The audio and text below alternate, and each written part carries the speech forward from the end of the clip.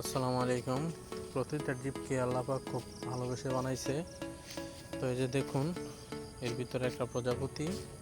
আল্লাহ পাক কত সুন্দর করে এই প্রজাপতিকে সৃষ্টি করছে। দেখুন, এটা একটা প্রজাপতির ছোট্ট একটা ডিম। তো এই ডিমটা মোটামুটি আস্তে আস্তে বড় হয়। তো এই ডিমটা বড় হওয়ার পর এটা থেকে খুবই সুন্দর একটা লার্ভা বের হয়। এই যে দেখুন, এটা হচ্ছে একটা ছোট্ট একটা শুঁয়োপোকা। তো এই শুঁয়োপোকাটা পাতা খায় ডিম থেকে ফোটার পর।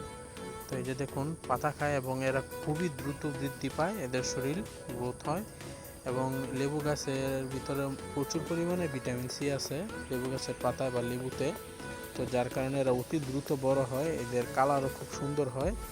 এই যে দেখুন, লেবু পাতা কীভাবে খাইতেছে এক একটার পর এক একটা ধাপে ধাপে। এই যে দেখুন, মোটামুটি 3 থেকে 4 দিন পরে এরা এরকম সাইজের হয়ে যায়। তো দেখুন, এই যে এরা দিন যায় এরকম দ্রুত সুন্দর বড় হয়। তো প্রতিটা লেবু গাছের ভিতরেই আপনারা খেয়াল করবেন এরকম শুঁয়োপোকা বাসা বাঁধে।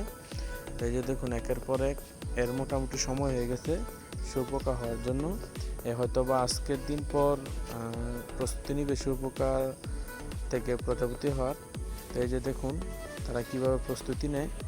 এরকম একটা সুন্দর একটা জালির মতো, মানে এদের যে শরীরটা আছে ওই শরীরটা একটা খাঁচার মতো করে ফেলে একটা সময়। তো এই যে দেখুন, লেবু গাছের ভিতরে এরা এরকমভাবে লেবু পাতা খায়। কচি কচি যে পাতাগুলো আছে আপনারা খেয়াল করবেন, আপনাদের লেবু গাছের ভিতরে হয়তো বা এরকম ছোট ছোট কালো কালো শুঁয়োপোকা থাকে। ওইগুলো আস্তে আস্তে শুঁয়োপোকাগুলা লেবু পাতা খেতে খেতে এরকম সবুজ আকৃতি ধারণ করে। তো এ মোটামুটি ভালো দ্রুত বড় হয়ে গেছে। তো দেখুন, এরকম আমার আমি এখান থেকে সংরক্ষণ করে আমার যেই কাছে রাখা জার আছে ওইটার ভিতরে ওদেরকে রাখি। তো শুধু আপনাদেরকে দেখানোর জন্য যে কিভাবে শুঁয়োপোকা থেকে প্রজাপতির সৃষ্টি হয়। তো এই যে দেখুন, আমি এখান থেকে একে নিয়ে যাব, কারণ এখানে অনেক পাখি টাকি বসে, এদেরকে যে কোনো সময় এখান থেকে খেয়ে ফেলতে পারে। যার কারণে আমি একে নিয়ে আমার কাছে জারটার ভিতরে রাখবো। তো এরকম আরও অনেকগুলা আমার কাছে জারের ভিতরে আছে।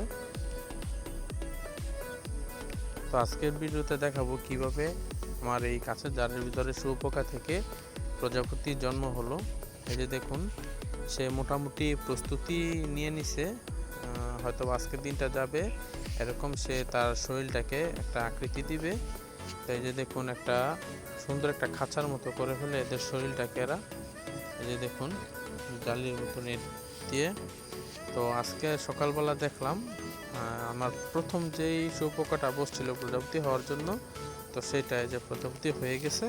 তো আলহামদুলিল্লাহ, দেখুন এর কালারটা কত সুন্দর। আল্লাহ পাক প্রত্যেকটা জিনিসকে সৌন্দর্য দিছে, সুন্দর করে সৃষ্টি করছে। যখন একটা হালকা পাতলা বাতাস থাকে, প্রজাপতি উড়াউড়ি করে, তখন দেখেন গ্রামের পরিবেশটা কত সুন্দর লাগে।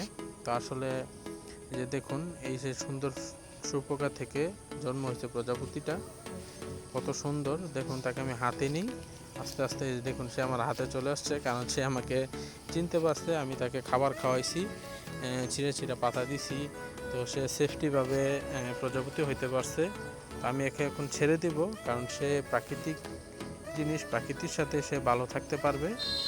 তো একে পরবর্তী বংশ বিস্তার এগিয়ে যাওয়ার জন্য ছেড়ে দিব। তো এই যে দেখুন, কত সুন্দর আমার হাতে বসে আছে। তো একে আমি ছেড়ে দিছি। এই যে দেখুন, আমার পেয়ারা গাছের ডালে সে কত সুন্দর করে বসে আছে। কিছুক্ষণ রোদ পাওয়ার পর অবশ্যই সে চলে যাবে, এবং হয়তোবা আমার ফুল গাছ থেকে ফুল থেকে সে মধু সংরক্ষণ করে খাবে, আবার সে ডিম পারবে, আবার এরকম শুঁয়োপোকা থেকে আবার এরকম সুন্দর সুন্দর প্রজাপতির সৃষ্টি হবে। তো আপনারা অবশ্যই দোয়া করবেন আমার জন্য, যাতে আমি এরকম আরও সুন্দর সুন্দর আপনাদেরকে ভিডিও আপডেট দিতে পারি। অবশ্যই আমার ভিডিওটি ভালো লাগলে আমার চ্যানেলটিকে সাবস্ক্রাইব করে আমাদের পাশেই থাকবেন, বেল আইকনটি প্রেস করে রাখবেন, যাতে পরবর্তী আপডেট সবার আগে আপনি পান। তো দেখুন, এরকম হালকা পাতলা বাতাসের ভিতরে যদি প্রজাপতি উড়াউড়ি করে, কত সুন্দর না দেখতে লাগে। তো এই ছিল আমার ভিডিও। তো সবাই ভালো থাকবেন। আসসালামু আলাইকুম।